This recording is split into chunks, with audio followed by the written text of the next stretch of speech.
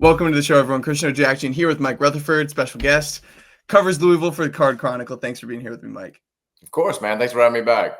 So I mentioned before recording, it was just last year, you were just so excited to be escaping the depths of hell of Kenny Payne, just the disaster that was, to bringing in a functioning coach. And what did Pat Kelsey do in it, albeit down ACC? You lost one game in a 3-month span, underseeded the NCAA tournament. You dropped to Creighton.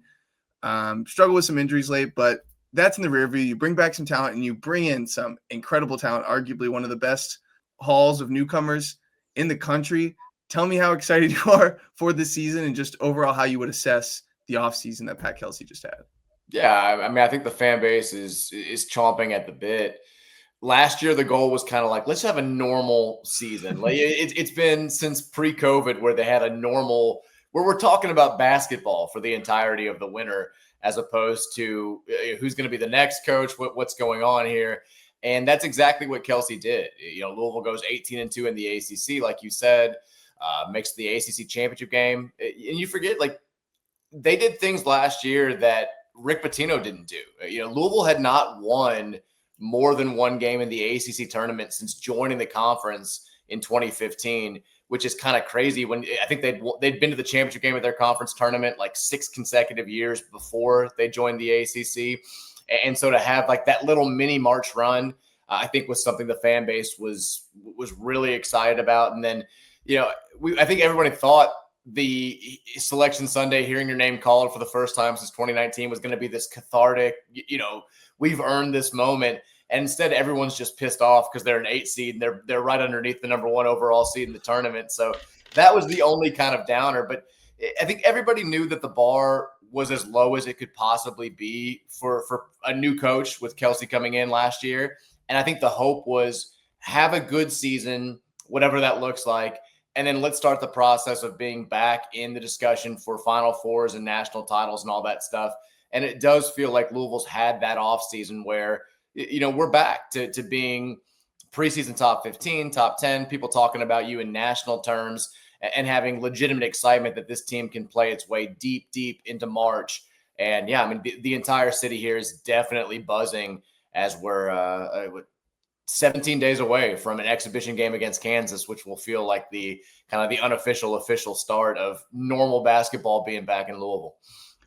So many guys that I'm excited to talk about. I want to start with Michael Brown Jr., though. This is your star one-and-done type point guard. He was killing it at the U19s this summer is when I was able to watch him a bit. So quick, such a great shooter, such a great feel out there. I'm really excited to see him play. Can you tell me about the process of getting into Louisville and how you expect him to kind of elevate to this level and fit alongside a lot of other talented guys here? It's wild because it feels like on the surface you're going from one extreme to the other at the point guard position. You had kind of the consummate college point guard last year with Chucky Hepburn, who'd been a 3-year starter at Wisconsin, was runner-up for ACC Player of the Year, won ACC Defensive Player of the Year, and you're kind of like, how can things get better? And you go from the seasoned, experienced senior point guard who maybe doesn't have NBA skills to the freshman top 5 guy that's now being projected as a top 10, top 5 pick in the NBA draft. I think the really cool thing with Michael Brown that Louisville fans have had an opportunity to see already with him playing at the Under-19 World Cup and playing a little bit this summer in various forms is that he fits the culture of what Kelsey wants to do so perfectly. He's an insanely hard worker. He's, by all accounts, a super mature kid for his age. We've had him on the show a couple of times here locally, and he's very insightful, can fully articulate like what he likes to do on the basketball court and what Kelsey's asking of him, which is very, very cool. And then I think he's even more of a player than you thought he was going to be when you first signed him. There were things that he did last spring and this summer that when he first committed to Louisville were kind of question marks. He shot the ball extremely well. He's grown. I think he's going to be like 6'9" by the time we get to the season. He committed here at like 6'1", and then it was like, oh, he's like 6'2", and then this summer it was like he's 6'4". I think he's officially listed at 6'5" now. So he just keeps getting bigger somehow. But the fact that you've got a point guard that is playing in a system that's going to be up-tempo, lots of possessions, they don't want to use a ton of shot clock, and you've surrounded him with a handful of the best shooters in the country, I think is remarkably exciting. And then when U of L fans got a chance, I mean, he was the best player on that team this summer. I know that it was AJ DeBanza won the MVP. Most people who watched all those games said that was probably Michael Brown's award. But he showed the ability in certain games to defer to the guys around him and to be more of a natural point guard. And then there were times where he needed to take the scoring on his own shoulders, and he was able to do that effectively as well. And I think that just with this system, this coach, this culture, he's the perfect fit for this team. And so big shout out. I know Adidas played a role. I think Donovan Mitchell helped out in the recruitment a ton and kind of locked it down. But Pat Kelsey targeted him, said, this is my guy. This is the guy that we're going for in the class of 2025. And to his credit, he was able to bring him to Louisville. Slotting alongside him, these two experienced guards who were just absolute sharpshooters in Isaac McNeely and Ryan Conwell. I want to start with Conwell. Man, was he good so he goes South Florida, Indiana State, that really good Indiana State team, and then Xavier last year. When I watched him at Xavier last year, I was constantly just so impressed with him. He's just a professional scorer. He's physical. He's a smooth lefty. I just love watching him hoop. Tell me what, you've been hearing about Ryan Conwell coming here this summer, and he's continued to elevate every season and just play at a higher level.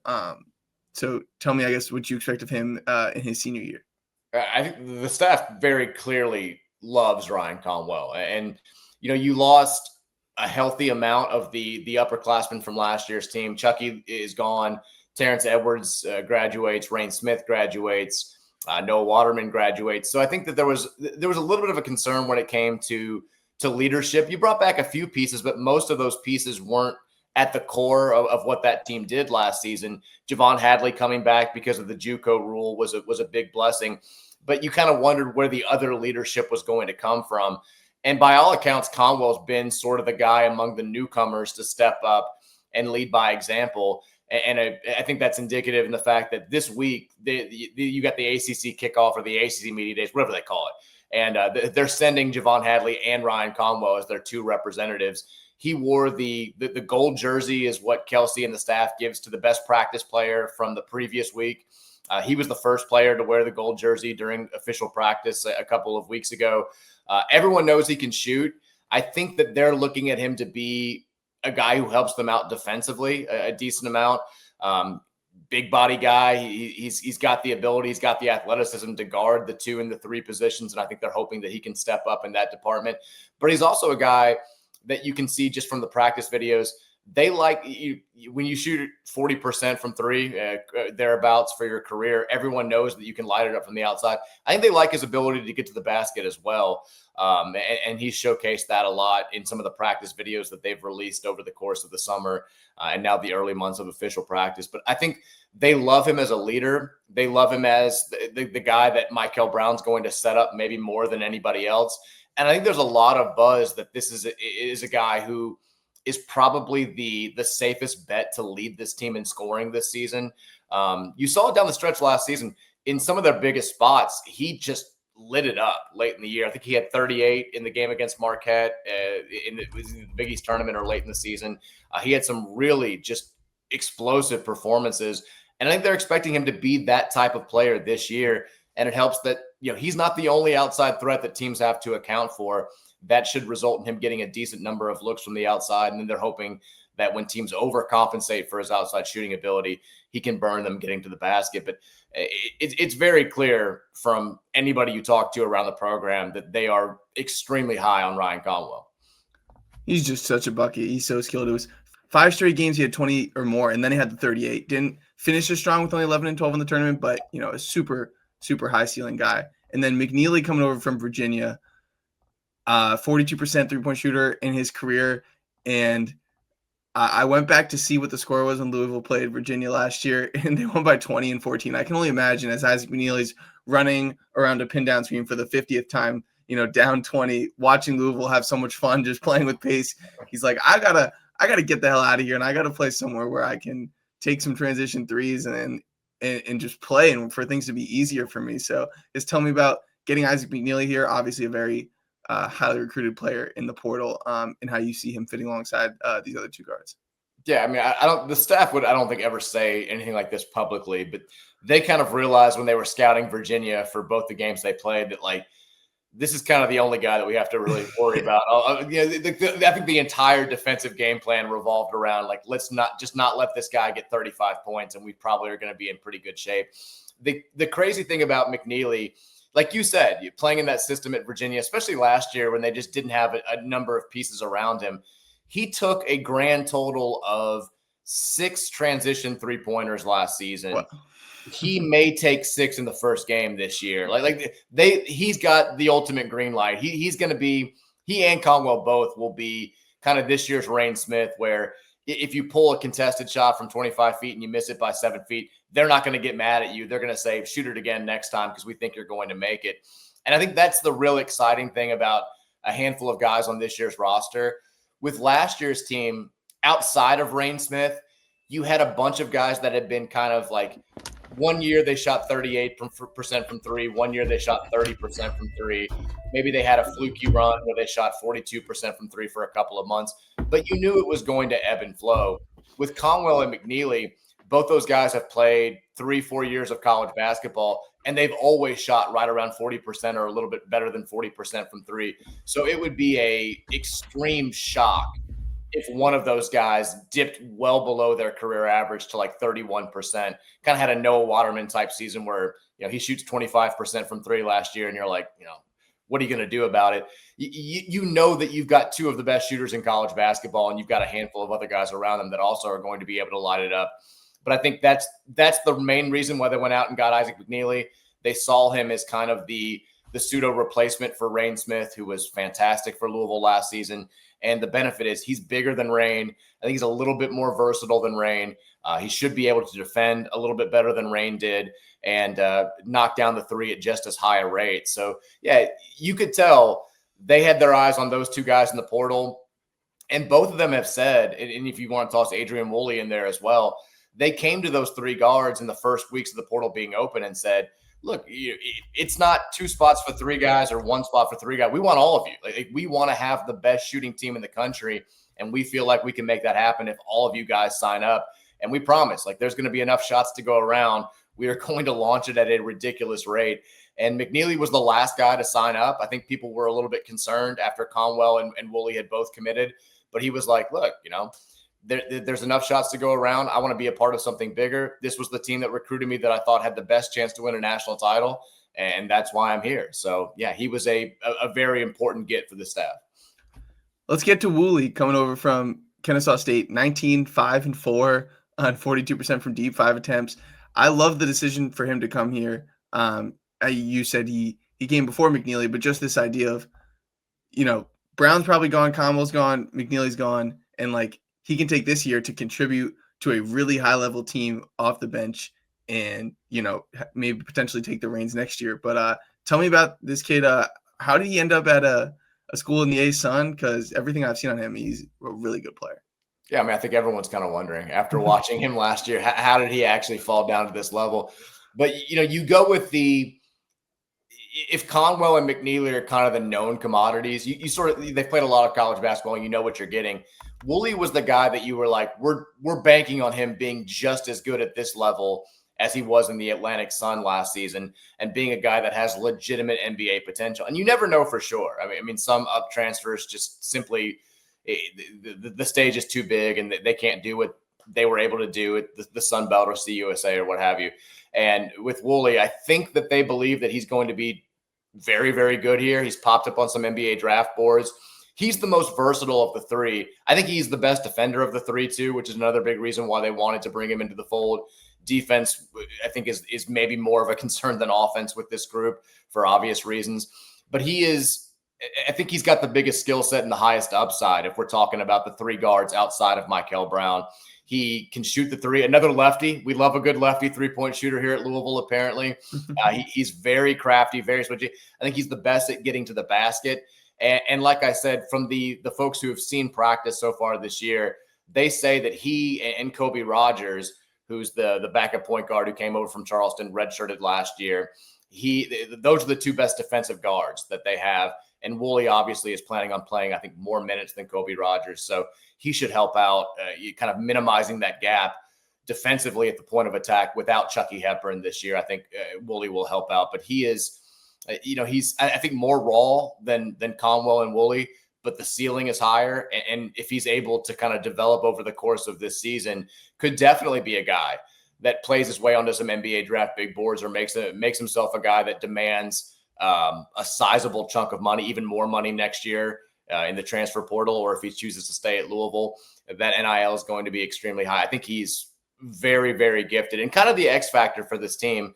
I think even if he's just okay, Louisville could be, Final Four good, Elite Eight good, whatever good. If he becomes a guy that you can just turn to get a bucket and who can go out there and slice up some of the best, most athletic teams in the country, then Louisville can be national title good. I think he's one of those guys that you point to and say he could be an extreme difference maker by the time this team gets to February and March. I'm looking at this roster. There's still so many guys to get to because this team is ridiculously deep. Javon Hadley is just a great glue guy, winner, versatile. You can play him at the 3, the 4. He's in his 6th year now of college. I assume he'll kind of slide in there at that starting 4 position, but anything new with him, and has he also emerged as a leader for this team? Yeah, no question. I mean, I think he was a leader on last year's team, and when the JUCO ruling came out that gave both he and I think Kason Pryor now actually has a year after this season. If he wants to play like a 15th year of college basketball, he can. But when Javon Hadley had basically already decided, like, this is my last year of college basketball, he'd started the beginning stages of a business that he wanted to launch. He's a super mature, I don't even want to say kid. He's a grown man at this point. But I think that was the only thing that gave him a little bit of pause. And when they went to him, they were like, the NIL is one thing. You can find somewhere to play professionally. But his big thing was, I want to finish what we started. Me and Chucky and Terrence, we came here, Kason, to turn the program around. And we feel like we started it last year, but losing to Creighton in the first round of the tournament was a bitter pill. If we did, like, he was like, if any of those other guys had the opportunity to come back and have that not be the way that they went out, they would have chosen the same thing. So he felt kind of obligated to return to this team. And I do think that he'll begin the season as a starter, no question. I'll be curious to see what his role is towards the end of the year, just because he played, and it wasn't just him, it was basically the top 6 guys in the rotation. They played gigantic minutes last season towards the end of the year out of necessity. Louisville had so many guys hurt, so many guys banged up, and it was just tough. Like, Hadley probably isn't going to play 32 minutes a game this year, just because I don't think anybody's going to play 32 minutes a game on this team. And I wonder if his role kind of diminishes as the season goes on and other guys emerge and get better. Kason Pryor gets healthier, maybe Kenai Ruth steps up. But he's rock solid. And I don't want to make it seem like he's just a 8.6 rebound. If he needs to score, he can score. He lit up Clemson in both games last year, including a 30-plus performance in the regular season matchup. He shoots it well when he's got time. He's another guy that can hit the 3. And yeah, he's the guy, if there's a little something that needs to be done, he's going to go out there and make it happen. The classic, jack of all trades, whatever cliche you want to use. I think Tad Boyle used every single one when he was at Colorado to talk about him. But he's, every great college basketball team has a guy like Javon Hadley. So to get him back for another year, I think was an underrated, gigantic offseason blessing for Louisville. And then that starting 5 position, I'm assuming, is Sananda Fru, coming over from Germany, who's been playing pro ball for years. He's 21. I know he can dunk. I know he can move really well. But tell me more about him. I haven't really watched him in a live setting. Yeah, I mean, I think that Kelsey said last week that they expect to split minutes pretty evenly at the 5, at least early on, between Fru and Ali Khalifa, the BYU transfer who sat out last year. And I think that it's going to be more of a kind of contingent on the matchup type deal as far as who plays more. Khalifa's more of the offensive-minded guy, shoots the 3 better, is an incredible passer, understands the offense because he's been here for a full 2 years. Fru, I think, will be more of the athlete, more of the rim protector, the better defender.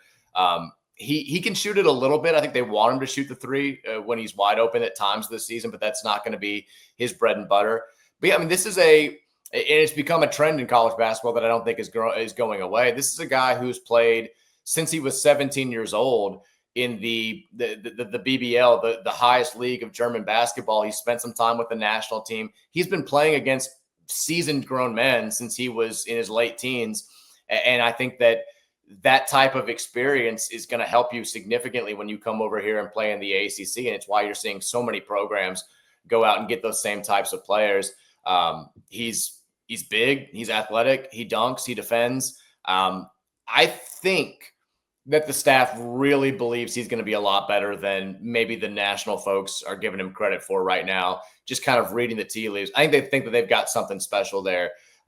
It would not shock me at all if he comes out early in the season and turns a bunch of heads, because I think that he's super gifted, super talented. If he gets the nuances of the game over here down and the nuances of Pat Kelsey's system down, I think he's got a chance to have a monster first and potentially only season here at Louisville. I don't have the stats to back it up, but I feel like Louisville generated a lot of dunks last year. Just when you're playing with this spacing, like it just happens. So yeah, I think James Scott was second in the country in dunks at the end of the year, behind only Ryan Kalkbrenner, who ended up knocking him out of the tournament. So yeah, they dunked a lot last year, a lot of lobs. A guy who won't be dunking, as you mentioned, Ali Khalifa, the Egyptian magician. So he played when he was at Charlotte. They played Wake when I was at Wake, and I was like, "Who is this freshman, like kind of chunky guy who's like this really good passer?" And then watching him at BYU, he only played 19 minutes a game at BYU, but 4 assists in that time, and he was just so fun. Just the offensive capabilities. It was just everything kind of changed when he was in there, and he looked so unassuming, but he's just fantastic and he's so skilled. So I know he's lost some weight and got like his body composition has changed in this season off. And he also shot 38% from deep before he went to BYU. So there's a light on for that number to go up from that 31% he shot at BYU. But can you tell me about his changing body composition and if there's any world where he's a little bit better defensively, because that was obviously his weakness at BYU? Yeah, I mean, Eli Foy is the strength coach at Louisville, and they speak so glowingly about him. And he started working with Khalifa right when he got here. And the good thing about Ollie's injury is he was able to start practicing a little bit toward the end of last season. So it wasn't like he was just, couldn't do anything. He could do a lot of workouts during the season, got himself in shape, and then was able to actually get out there on the court towards the end of the year, and apparently really helped in practice. But he's lost, according to himself, 40 pounds since he arrived at U of L. Wow. He looks like a different person than he did a year ago. Now, I think some Louisville fans are like, because he lost 40 pounds, he's going to be Dwight Howard defensively now. And that's probably, wishful thinking. He was not a great defender at BYU, was not a great defender at Charlotte. I think that goes without saying. But if he can make up for his deficiencies defensively on the offensive end, I think U of L fans are going to be okay with that. He's one of those guys. I mean, you mentioned the passing. His highlight film speaks for itself. If you're a big guy and you make a crazy pass to a backdoor cutter, it still only counts as 2 points, but those are the plays that get the crowd engaged. It feels like more than just 2 points when he's out there. And I feel like that's going to be his impact this season. Is you're going to look at the final box score and it's going to say, 9 points, 4 rebounds, 4 assists. And you're going to be like, man, it felt like he did a lot more than that because his plays are so jump off the page caliber. But yeah, I expect him and Frew to split minutes at the 5. Like I said earlier, I think that maybe against some more defensive-minded teams, you see more of Khalifa in that game. And against some more offensive-minded teams, you see more of Frew in that game. But I also think maybe it's a situation where they just ride the hot hand on any given night. But Pat Kelsey wants to do the hockey line change. So I think he wants to play 10 guys big minutes this season. I think he wants 12 guys to play decent minutes. And so those guys are going to be asked to give their all in like 4-minute spurts, and they're both going to get a chance to shine at the center position. No question. You hyped up Keyshawn Pryor a lot last year, who got out for the season pretty early on. I forget what the injury was, if you wouldn't mind reminding me, but what is his health update? And, last year, like I said, he was a guy that was probably going to play a bigger role last year than he might play this year.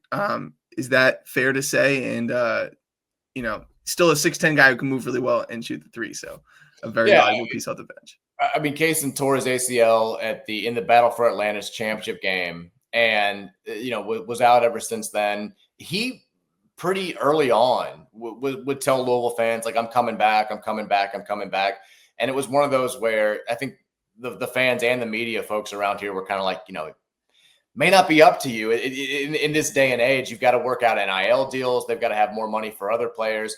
And so I do think towards the end of the season, it became a situation where, he was expecting to get the same amount of money that he'd gotten from Louisville the year before. And the reality was they'd had to spend money on other players. And, if you have a torn ACL, maybe you're not worth what you were.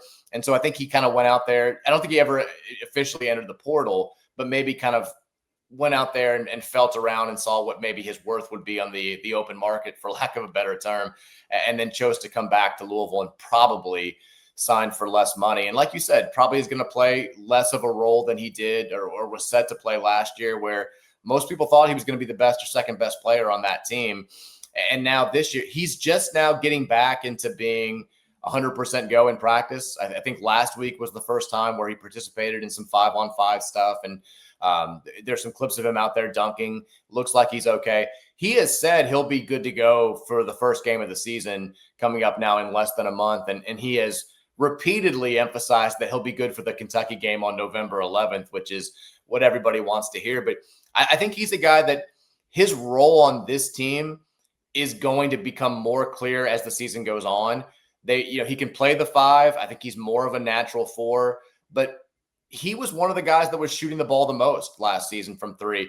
They don't need him to do that on this year's team because he's not one of the best 3-point shooters on this team. But I do think there are games where you've got a 6'10", 6'11" guy with those skills. He's got the versatility to put it on the floor. He can beat you off the bounce. He can beat you with the jump shot. There are teams that Louisville will play this season that just don't have an answer for that. And I think those are the games where you just put him out there and you say, go feast, go do your thing. And hopefully he'll be a gigantic difference maker. But I do like him coming back. I do like the culture continuity that you got by bringing him back. He's a guy that stayed committed to that team even after his injury last season.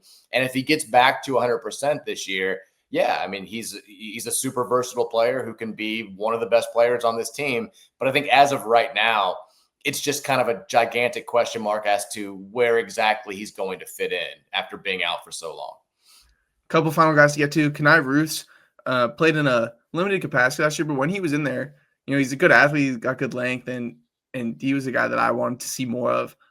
Probably not a ton of minutes to go around, but if Kelsey's going to use 10 guys, we're going to see him, right? So what have you been hearing about him entering a sophomore year? I mean, I think he's probably the biggest mystery on this team. Outside of the European guys that it's, you don't know how it's going to translate, but Kenai Ruths, incredible athlete. He also has grown apparently in the offseason. He's now listed at, I think, 6'10", 6'11". He was like 6'8", 6'7" last year. His biggest contributions last year were highlight dunks. He was like the crazy dunk in a big moment, get the place going type guy last season. And as the year went on, I think he lost some confidence, as freshmen often do, because he turned the ball over more. His outside shot wasn't falling. If he can improve the handles, because when he put the ball on the floor last year, it was rough more times than not. If he can improve the handles, I think he's got a chance to be a professional player. Like he is incredibly long, incredibly athletic. His instincts are good. The outside shot's good enough that if it improves a little bit, he forces defenders to respect that outside shot.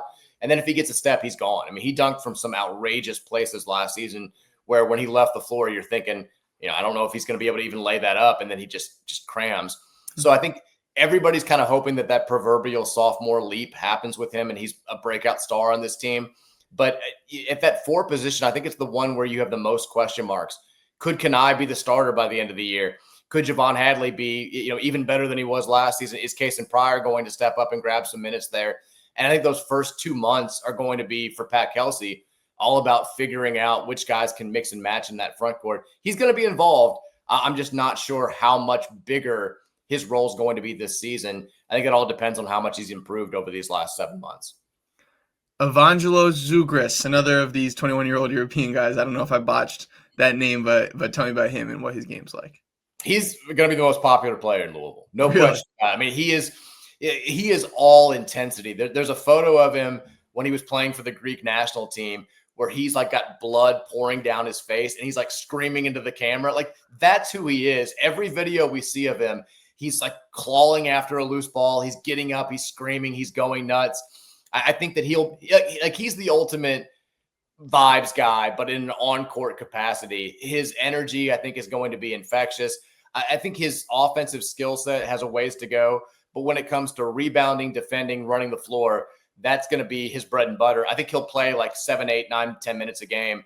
But those minutes are going to be impactful because he's just like everything he does is all energy, all passion, all intensity. And yeah, I mean, I like that guy. I think bold prediction, in 6 months, he'll be able to run for mayor in the city of Louisville and beat anybody. I think the fan base is going to love this kid. Before I get you out of here, any final notes, nuggets about stylistically how you think this team could play different, or anything chemistry wise about just the pieces fitting, or things you've heard this summer about how it's all coming together? I mean, I think every coach at this point in the season talks about playing a bunch of guys, and the reality is once they get into the season, that rotation is going to narrow, and you're basically going to be playing 7 or 8 guys. And when you get to March, a lot of coaches only want to play 7 guys. I think Kelsey is going to be the exception when you look at preseason top 15, top 10 teams. I think he wants a lot of guys to play a lot of minutes, and I think that that's going to be a thing that continues throughout the season. I think it's the way that he wanted to play last year, and then Kaysen Pryor tears his ACL. Corin Johnson's out for the year. They had injuries to Boubacar Traore, Noah Waterman, Rain Smith, Chucky Hepburn. They were constantly hurt, and as a result, they couldn't play as fast, and they couldn't play as many guys as they wanted. Louisville was 90th in the country in pace last season, I believe. They started the season in the first month at like 21st. And to Kelsey's credit, you saw his ability to adjust on the fly. As the season went on, the pace lowered, the amount of three-pointers taken lowered. I would expect both of those to be sky high. I think Louisville's going to be top 5 and top 10 in pace this season. I think they'll be 1, 2, or 3 in three-pointers attempted. I don't think that they're going to hesitate at all. I think you hope that they're going to be number 1 in three-pointers made. But this is a team that's going to want to play fast and put up an outrageous number of points on everybody. The only question is, can they be that? They're going to give up a lot of points. It's the classic Alabama formula. It's just a matter of how efficient can they be on defense. And I think that they've got the potential to be good enough to beat just about anybody playing that style. But some of these guys are going to have to prove it. But man, not only are they going to be good, which is a godsend for Louisville fans that feel like they've had the weirdest decade in the history of the world, they're going to be fun as hell to watch. And I think that they're going to be a team that the rest of the country that cares nothing about Louisville is going to really want to sit down and watch on any given Saturday afternoon or Tuesday night this season. Quite an amazing, I don't mean to jump the gun because they still got to play the season, but quite an amazing turnaround to go from the laughingstock of college basketball to potentially one of the most fun teams that could make it to the Final Four in 2 years. Pretty incredible. And that's what, when you have the brand of Louisville in that program, that you're able to do. Kenny Payne told us this couldn't happen. Told us it was going to take 4 or 5 years. Said you can't snap your fingers and be good. And then Pat Kelsey gets here and he's like, yeah, we got some money. We can go get some players. We're going to be pretty good. And it feels very, very good to be back talking about actual basketball on podcasts like this as we get to October. One last stylistic note. At Winthrop and at Charleston, like the thing what you were just talking about of wanting to go deep and play fast the entire season. He did that at Winthrop and Charleston. Those were, top 25 in bench minutes, top 10 in 3-point attempt rate. Offensive rebounding was another thing that was kind of not as much part of the fold last year. I was going to ask you about that, but the other thing I was going to say was just that I feel like McNeely and some of these other guys are good defenders. Like, I know you're going to play fast, but I feel like that Alabama team you mentioned, like when they needed stops, like at certain points on that Final Four run 2 years ago, like they had the talent and the guys that, even though your Ken Palm number says you're a bad defensive team, that, they are capable of defending at a high level. When I look at the personnel of this team, I see guys like that who project as good defenders. But back to that offensive rebounding note, is that something that we could see more of this year? Because they were 117th in offensive rebounding rate, and he was top 24 straight years from 2020 to 2023. Yeah, I kind of asked him about it last summer. I wasn't sure if that was one of those things that you did at Winthrop and Charleston that could translate to a program in the ACC just because of the bigger and better athletes. If you watch them at Charleston, I mean, they were sending 5. They were crashing 5 every single shot. And as a result, they were, I think, a bottom 10 team in the country in transition defense, just because, you send that many guys and you don't come up with the offensive rebound, the numbers are bad going the other way. And I think that last season they recognized, they were playing Traore at the center position at times last season towards the end of the year just because they didn't have the bodies. They didn't have great rebounders. James Scott was a good center for what he was able to do. And I think he'll be good at Ole Miss this season, but he was not a tremendous natural rebounder. He was a little bit frail. He got pushed around against bigger teams.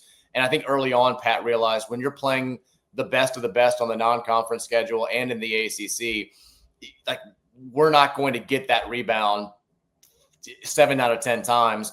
It's not worth it to have the bad numbers in transition, especially since we were playing more of a half-court style anyway.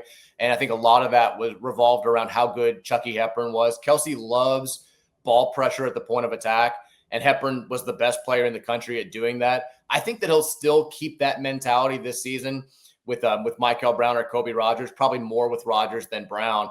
But Michael's going to have to learn early on as a freshman how to be aggressive on the defensive end without fouling, because this team needs him to be foul-free for the game and out of foul trouble so he can play loose and free when the ball's in his hand. But I am super curious to see if they go back to one of those staples that he loved and become more of a team that's focused on offensive rebounding. I think this team is going to be, a little bit better athletically than last year's team, but they're still not going to be the most athletic team in college basketball. So I think that number will be closer to where it was at Charleston and Winthrop, but I still don't think they're going to sell out fully the way that they did at that lower level to get those offensive rebounds, but I could easily be wrong. There you have it, the Louisville Cardinals. Very exciting times down there. I'm excited to watch this team hoop. Thanks for coming on the show, Mike. Of course, Christian. Thanks for having me, man.